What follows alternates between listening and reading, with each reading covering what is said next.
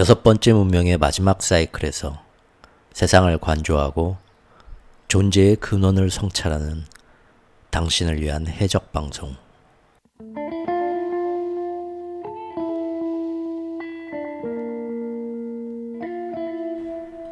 최후의 오크의 경제 이야기.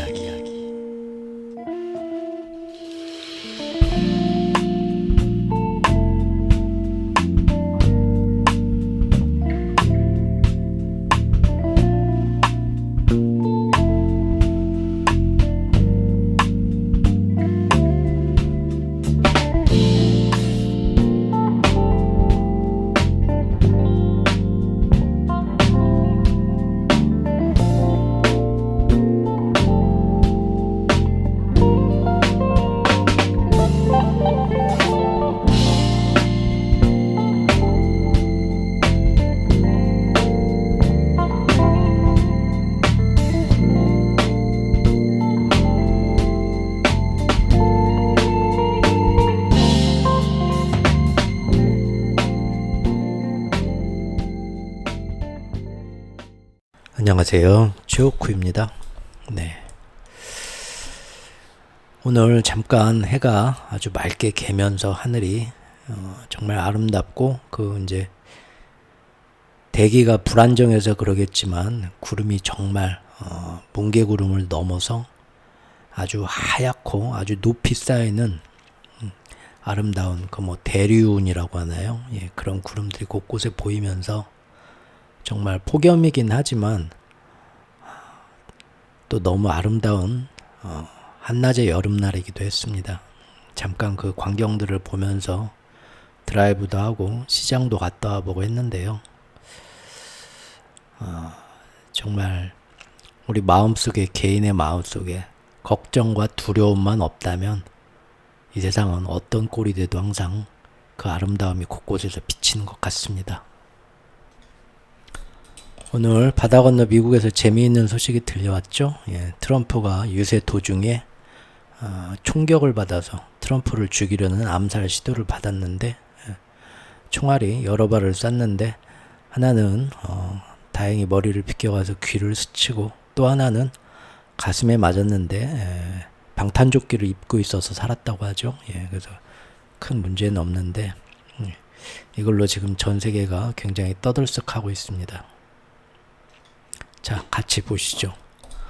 그야말로 하늘이 돕는 미국 남자가 있습니다. 트럼프죠. 또 하늘이 돕는 유럽 남자가 있고요. 마크롱입니다. 오늘은 트럼프를 한번 살펴보겠습니다.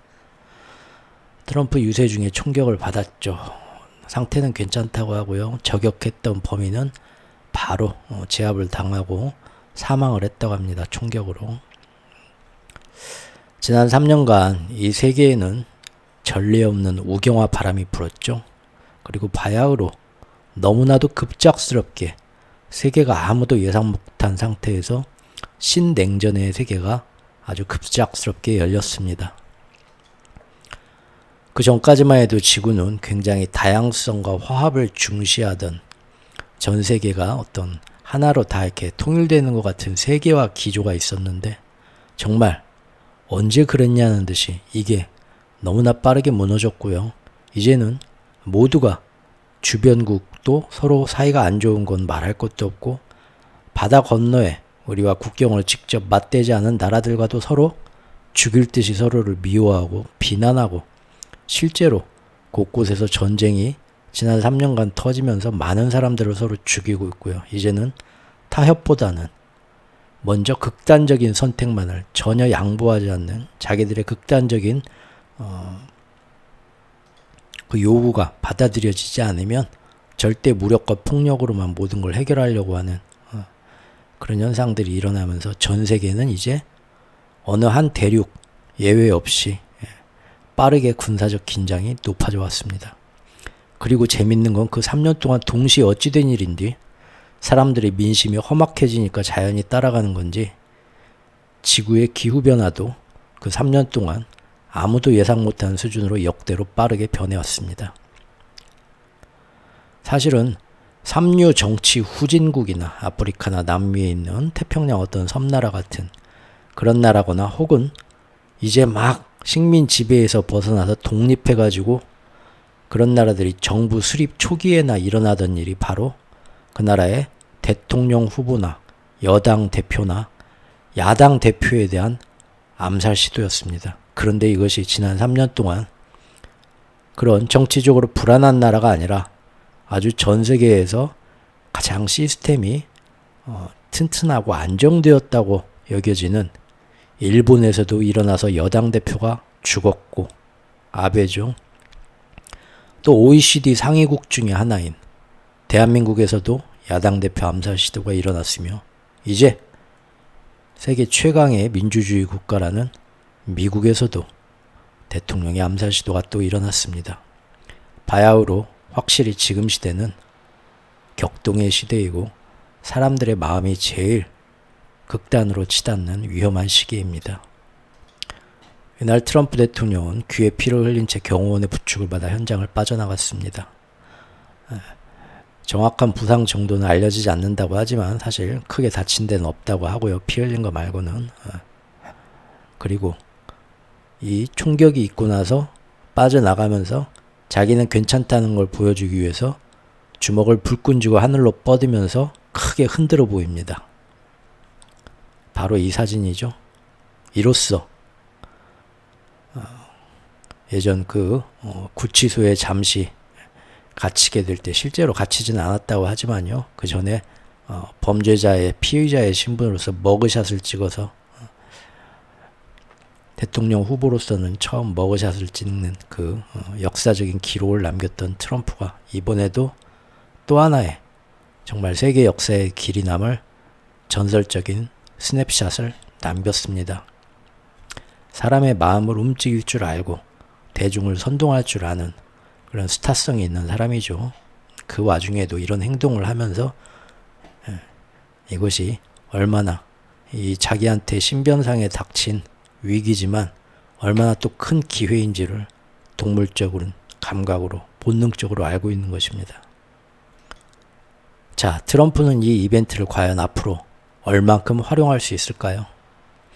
애초부터 열혈 트럼프 지지자들에게 사실 이번 사건은 감정적인 카타르시스 외에 선거에 사실 별 큰 영향은 없습니다. 왜냐하면 그들은 어차피 팥으로 매주를 쓴다고 해도 무조건 트럼프이고 트럼프를 위해 죽을 각오들이 되어있는 사람들이기 때문입니다.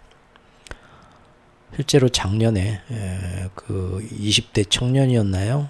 그 자기 아버지가 연방 공무원인데 아버지를 총으로 쏴 죽인 사건이 있었죠. 왜 쏴 죽었냐 했는데 이 친구가 트럼프 큐어넌, 트럼프 맹신자, 그 음모론, 딥스테이트 음모론에 깊이 빠진 청년이었는데 아버지가 그 딥스테이트의 일원으로서, 연방 공무원으로서 세계를 망가뜨리고 미국을 망가뜨리려는 그 딥스테이트의 어떤 약물 같은 거에 세뇌돼서 하늘에서 뿌리는 캠트레일 같은 그런 어쨌든 그런 약물에 세뇌돼서 아버지가 지금 제정신이 아니다. 그래서 딥스테이트의 하수인이 돼가지고 트럼프를 압박하고 딥스테이트를 도와주는 역할을 저렇게 하고 있는데, 아무리 내가 말로 해도 말이 통하지가 않는다. 아버지를 구원할 길은 죽음으로 구원시킬 수밖에 없다 해가지고 자기 아버지를 존속살인하는 사건이 작년에도 있었습니다. 자, 문제는 바이든과 트럼프 사이에서 아직도 중간에서 둘 다 마음에 안 든다 해서 표심을 결정하지 못한 중도파들입니다. 트럼프는 이번 암살 시도 사건을 이용해서 과연 이걸 또 어떤 식으로 살을 덧붙이고 또 자기한테 유리한 이벤트로 만든 다음에 얼마나 많은 중도파들을 또 그동안의 어떤 법적 소송 문제 이런 것 때문에 예전에는 자기를 지지했지만 이제는 마음이 떠난 열렬 지지파가 아니라 살짝 우파를 찍어주고 싶고, 지금 바이든 민주당이 싫기는 한데 트럼프는 너무 좀 말이 안 되는 인물 같아 해서 망설이는 사람들을 이번 암살 시도 사건을 또 어떻게 잘 포장해서 그 많은 중도파들 자기한테 끌어올 수 있을까요? 지켜볼 만합니다. 자, 사실 7월 말에 곧 있을 전당대회에서, 민주당 정당대회에서 그 자리에서 원래는 민주당의 공식 대통령 선거 후보자로 거의 100% 선출 확정이 거의 예정되어 있던 바이든은, 그래서 사실 공식적인 이번 2024년 미국 대선의 민주당 후보로 아직 확정이 안 됐음에도 불구하고 사실상 거의 바이든 말고는 인물이 없었기 때문에 대선 토론 후보도 공화당의 트럼프도 마찬가지고, 그렇기 때문에 사실 7, 8월 각각의 전당대회를 통해서 둘이 확실히 공식적으로 대통령 공식 후보로 그 자리에서 선출이 돼야 되는데, 그러기 전에 이미 6월 말에 TV 대선 토론을 둘이서 해버렸죠. 사실상 둘이 후보로 나올 게 거의 100%로 다들 인정하고 있었기 때문에 공식 후보 선출이 안 됐는데도 미리 대선 토론 후보를 한 겁니다. 합의하에. 그런데 지금 지난 이제 그 바이든은 혹시 작업당한 게 아닐까라는 제 영상을 보신 분들은 아시겠지만, 지금 모든 일이 아무래도 너무 냄새가 진하게 나죠. 일부러 7일 전당대회 공식 대통령 선거 후보자 선출 확정되기 이전에 미리 지금 작업질을 당하기 시작한 냄새가 아주 강하게 풍기는 바이든은 이번 나토 회의에서, 어제 끝난 워싱턴에서 열린 나토 회의에서 그간의 모든 실수를 만회하면서 땅바닥에 떨어진 자기 이미지, 실추된 이미지를 다시 회복하면서 국민적인 신뢰를 전 세계인들이 보는 앞에서 회복하려고 단단히 벼르고 있었습니다. 하지만 이번에도 역시 가만 보니까 아무도 그에게 그 마법의 알약을 주지 않은 것 같습니다. 왜냐하면 이번에도 말도 안 되는 말실수를 엄청나게 많이 했죠. 공식 석상에서. 바이든은 나토 회의 끝나고 연설에서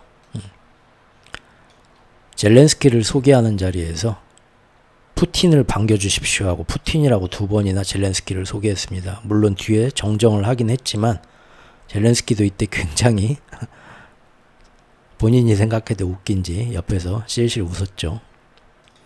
이 외에도 또 회의 도중에도 뭐 북한과 남한을 여러 번 혼동해서 말하기도 했고요. 말실수들이 여러 번 있었습니다.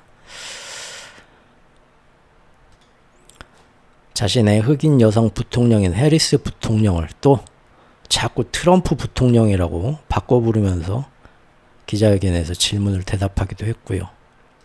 결국 이 나토 회의가 끝나고 바이든의 연설을 보고 나서 바이든에 대한 지지율은 더 떨어졌고요. 국민들한테서 후보를 교체해야 된다는 후보 교체로는 더욱 강해지는 안 좋은 결과만 나왔습니다. 나토 회의 연설 이후 바로 여론조사가 나왔는데 미국 유권자 3명 중에 2명이 바이든은 이제 후보 사퇴를 하고 다른 사람한테 넘겨야 된다는 여론조사가 나왔고요. 이것은 ABC 방송과 워싱턴 포스트의 공동 여론조사 결과라서 상당히 좀 영향력이 있는 건데, 바이든을 지지하던 민주당 지지층 가운데에서도 과반이 넘는 62%가 사퇴시켜라로 찬성이 넘어왔습니다.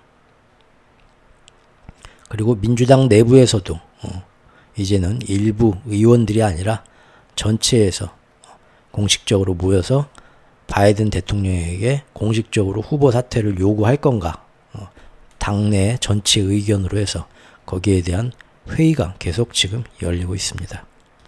이번 마스터 플랜에 있어서 하반기에 일어날 수 있는 각종 변수들 중에 인물 변수를 뽑았었는데요.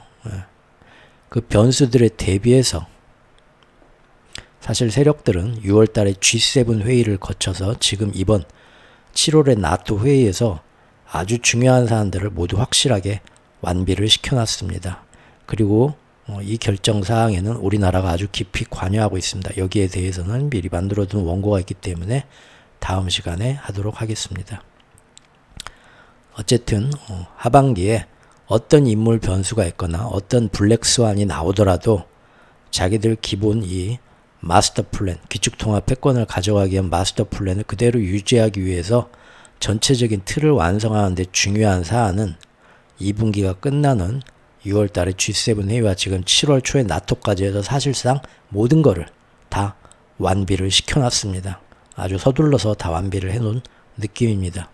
대신 우리가 살펴본 것처럼 이미 6월 달부터 세력들은 7월 전당대회 이전에 바이든을 그동안 열심히 세력들과 힘을 맞춰서 열심히 일을 해왔지만 이제는 자기들 필요에 의해서 이제 토사구팽하려는 움직임이 슬슬 6월 달부터 사실 나왔던 것 같고, 우리가 그 IMF나 제이미 다이먼이나 뭐 유럽도 그러고 여러 세력들이 동시에 그 전까지만 해도 바이든 행정부의 어떤 그 재정책 같은 거를 꼭 필요한 일이다 하고 응원을 하고 홍보를 했는데, 언제부턴가 그때부터 양비론으로 돌아선 거, 이거 굉장히 어색한 움직임이라고 그때부터 제가 소개를 드렸었죠. 지난 일주일만 봐도요, 불과 일주일 사이에 바이든의 어떤 건강 인지력 TV 대선 토론 그 후폭풍으로 그런 얘기가 나왔을 때, 바이든은 항상 자기가 어쩌다 한번 실수하는 거 언론에 나와도 다시 또 자기 편들이 자기를 지지해주고 옹호해주면서 예전처럼 끌고 나갈 거라고 생각을 했겠지만, 불과 일주일 사이에 그의 가장 힘있고 든든한 지원군들마저도 이제 등을 돌리고 있고요. 이로써 현재 바이든 옆에는 백악관 식구들만 남아있는 상태입니다. 어제 오늘 다 등을 돌렸어요. 이러면은 아무리 늙은 여우의 고집이 고래심줄 같다고 할지라도요, 아군이 이렇게나 일시에 등을 돌리고 모두 떠난다면 혼자서 방법이 없습니다.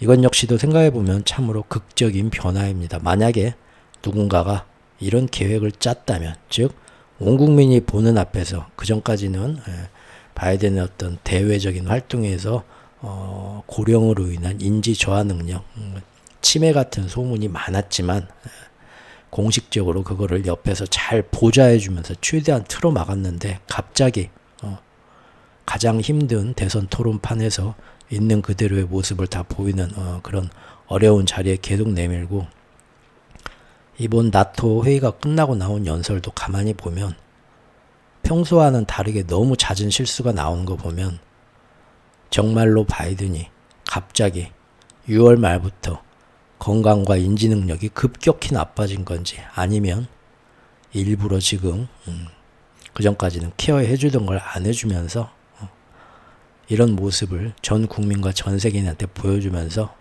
어쩔 수 없이 후보 교체에 바이든을 끝까지 지지하는 핵심 세력들도 다 두 손을 들게 만들려는 계획인지 모르겠지만, 만약 이게 계획이었다면 정말로 참으로 효과적인 방안을 잘 고안해낸 것 같습니다. 실제로 바이든의 가장 힘이 되어줄, 끝까지 지지해줄 정치적 세력은 낸시 펠로시와 그 다음에 그 뒤에 있는 과거 오바마 대통령 세력, 지지 세력들이거든요. 우리나라로 치면은 우리나라도 대통령 후보나 여당 대표, 야당 대표 하려고 하면은 그 과거 존경받는 이미 퇴임했지만 그 과거 존경받는 아직 그 정치 세력을 크게 차지하고 있는 전임 대통령한테 인사차 찾아가고 지지를 호소해주죠. 지지를 호소하기도 하죠. 예. 그것처럼 바이든의 그런 뒷배경 세력은 이 낸시 펠로시 하원 의장과 이 사람이 이제 상하원에 다 미칠 수 있는 대단한 영향력, 그리고 전임 그 오바마 대통령과 그의 어떤 정치 세력들인데, 이제는 펠로시마저도 며칠 사이에, 지난 일주일 사이에 사실상 바이든은 이제 스스로 좀 결단을 내려야 된다, 홍명보 결단 내리듯이 그런 식으로 돌아섰고요. 오바마도 지금 사실상 직접 대놓고는 얘기를 안 하지만 이 사건이 터지고 나서 바이든에 대한 어떤 지지하는 얘기, 응원하는 얘기 전혀 하지도 않고 입을 다물고 있고요. 오히려 그 주변에서 나오는 얘기는 오바마도 사실상 바이든이 빨리 교체하기를 원하고 그런 압박을 넣고 있다라는 얘기가 미국 정치가에서 솔솔 다시 나오고 있다고 합니다. 바이든은 계속해서 지금 끝까지 자기가 대선을 완주하겠다는 고집으로 의지를 재천명하고 있습니다. 하지만 아까 말씀드린 것처럼 나토 회의에서 한국과 북한을 헷갈리고 해리스를 트럼프 대통령이라고 잘못 얘기하고 또 젤렌스키를 푸틴이라고 잘못 얘기하고 사퇴론에 더 불을 지폈고요. 트럼프는 그 틈을 타서 바이든에게 우리 둘이 동시에 인지력 검사를 받자, 그래서 국민들 앞에 공개를 하자, 라고 도발을 했습니다. 지난 일주일 사이에 그동안 트럼프보다 훨씬 많은 그 경제인들의 정치 성금의 그 모금을 받고 있던, 후원을 받고 있던 바이든한테 가장 큰 손이 되는 경제인과 큰 돈들이 전부 다 올스톱, 바이든에게 더 이상 정치연금을 하지 않겠다. 민주당에서 후보를 교체하지 않으면, 그런 식으로 지금 나오고 있고요. 정말 사면초가죠. 민주 하원 대표들 날마다 밤을 새면서 심야 회동을 하고 있고요. 오바마와 펠로시도 우려를 표명하고 있단다. 일부에서는 오바마 전 대통령이 배후에서 정치인들을 움직여서 빨리 뭐하냐, 더 늦기 전에 바이든 대통령 빨리 후보 사퇴시켜라, 옆에서 설득해라, 이런 얘기가 나오고 있다라는 말까지 있습니다. 그리고 바이든 선거 캠프 내부에서조차도 바이든의 최측근인 백악관 보좌진들 빼고 이미 해리스 부통령, 여성 부통령이죠. 해리스 부통령이 후보로 다시 교체돼 나올 경우 어느 정도 경쟁력이 있는지를 면밀히 이미 조사에 들어갔다는 얘기가 나오고 있습니다. 이처럼 해리스 부통령이 오히려 승산이 있다는 조사도 있지만, 이거는 이제 겨우 한두 번 조사하기 시작한 거기 때문에 신빙성이 별로 없고요. 사실 그동안의 정치 행보를 보면 아직 해리스에게, 국민들한테 바이든만한 그만한 존재감은 없습니다.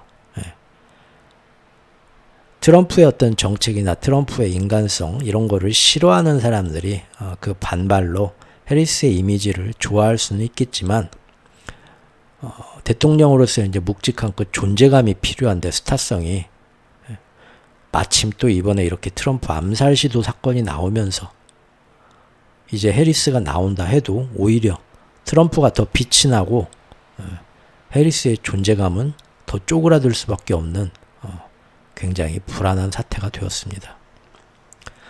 자, 세력과 민주당은 과연 정말로 자기들 뭔가 필요에 의해서 바이든을 교체를 해야겠다고 바이든을 작업질한 게 맞다면, 이런 지금 하늘이 도와주는, 하늘이 총알까지 내려주면서 도와주는 트럼프에 맞서서 어떤 인물로 어떻게 헤쳐나가겠다는 도대체 어떤 시나리오를 가지고 있는 것일까요? 지난 영상들에서도 얘기했지만 다시 한번 되짚어 볼 때, 트럼프가 이렇게 점점 미국 내에서 득세를 하게 되면 사실 그의 민간 암호화폐에 대한 우호적인 태도, 또 유럽, 중동, 아시아 전선, 그동안 어렵게 만들어온 이 전선에서 미국은 전부 다 발을 빼겠다. 미국의 이기적인 입장만을 따지면서 우크라이나도 그냥 돕지 않고 바로 휴전시키겠다. 이런 것들을 따져볼 때 사실 미국의 기축통화 세력에게 달러 패권을 이어가고 달러 기축통화를 이어가고 싶은 미국한테는, 미국의 그 금융 세력한테는 절대 트럼프가 좋은 파트너는 아닙니다. 그래서 트럼프가 지금 엄청나게 계속 이스라엘과 유대인 세력한테 처음부터 구애를 하는데도, 내가 바이든보다 더 당신들을 더 사랑하고 더 잘해줄 수 있다 하는데도 사실 정치 모금, 지금 대통령 선거 지금 중반을 넘어가려고 하는데 정치 모금하고 헌금하면서 돕는 경제인들 중에 대부분의 유대 금융 세력은 지금 전부 아직도 바이든한테 모여있고 트럼프한테 가지를 않고 있습니다. 그래서 실제 트럼프의 어떤 그 정치 헌금이 큰 손들, 경제인들한테는 지금 많이 못 모이고 있고, 오히려 트럼프를 지지하는 그 이제 민간 세력들, 그들한테서 많이 지금 트럼프가 열심히 그래서 머그샷 컵도 팔고 티셔츠도 팔고 운동화도 팔고 별거 다 팔면서 어렵게 지금 가고 있죠. 최근에는 이제 점점 트럼프가, 바이든이 저렇게 약한 모습을 보이니까 트럼프 쪽으로 하나 둘 양다리를 걸치면서 정치연금을 동시에 하는 세력들도 나오기는 하고 있습니다. 어쨌든 기존의 기축통화 세력에게 트럼프는 절대 좋은 파트너는 아닙니다. 그러나 우리가 지난 영상에서 살펴본 것처럼 지금 세력들은 또 이 트럼프의 득세를 또 그것대로 잘 자기들의 계획에 맞춰서 활용할 준비를 이미 끝마쳤습니다. 바로 마침내 이제는 세계 경제가 드디어 3분기부터는 미국도 빠른 금리 인하를 하게 될 것이고, 그러면은 드디어 이제 그동안 전 세계를 힘들게 했던 달러가 이제 약세에 빠지고 미국 국채 금리도 쭉 빠지면서 하락하고, 그로 인해서 세계 여러 나라가 지금 굉장히 힘든 뻥뻥 터질 수도 있는 자산 버블과 신용 경색이 다시 유연하게 풀리면서 다 같이 좋아지는 그런 효과를 기대하고 있는데, 만약 트럼프가 계속 이렇게 득세하면서 점점 더 그의 승리 배팅이 올라가게 되면 이걸로 인해서 트럼프의 정책, 즉 미국 기업들을 다 감세를 해주죠. 그리고 중국에 대한 관세를 다시 50%, 60% 올리면서 예전과 같은 대중국 관세 전쟁을 지금 바이든이 하는 것보다 훨씬 더 높게 가져가죠. 또한 아군 적군 가리지 않고 유럽, 한국 가리지 않고 전부 다 무차별 관세를 때리죠. 10%씩.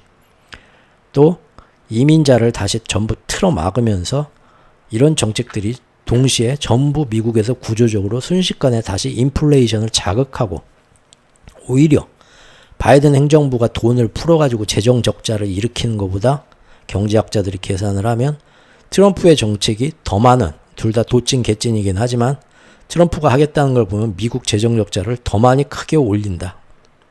그러면 결국 트럼프가 정말 미국에서 득세를 하게 되면 미국에 다시 인플레가 터지는 거고, 이것은 자칫 잘못하면 이제부터는 점점 둔화세가 나오고 있는 미국의 경기 침체하고 잘못 맞물리면 최악의 경우에는 경제는 둔화하는데 인플레는 다시 올라가는 스태그플레이션을 가져올 수도 있다는 구실과 핑계를 만들고, 또 이로 인해서 또 지속적으로 앞으로도 트럼프 때문에 어쩔 수가 없네 하면서 달러 강세와 고준위의 미국 국채 금리 수준을 가져가면서 지금의 마스터 플랜을 트럼프로 이용해서도 가져갈 수 있기 때문입니다. 요즘 연일 경제학자들과 경제계에서 계속 이런 트럼프의 안 좋은 경제 효과를 열심히들 홍보하고 때리고 있죠. 예. 트럼프의 승리 확률이 높아지면 그동안 바이든이 만든 IRA 폐기한다고 하고 무차별 보복 관세에 아무데나 다 때린다고 하는 이런 막무가내식 공약들 때문에, 또 연준 역할, 파월이나 이런 것도 마음에 안 들고 바로 자기 마음대로 금리나 뚝뚝 할 수 있는 여러 가지 자기 말 잘 듣는 연준을 새로 만들겠다 그런 얘기까지를 하는데, 대부분의 지금 경제인들은, 사람들은 트럼프가 당선되면 중장기 인플레이션이 지금보다 약간 더 심화하고 경기가 둔화한다는 추측을 하기 시작했다. 이것은 결국 미국 장기채 금리를 더 올릴 수 있다라는 식으로 얘기가 벌써 나오고 있죠.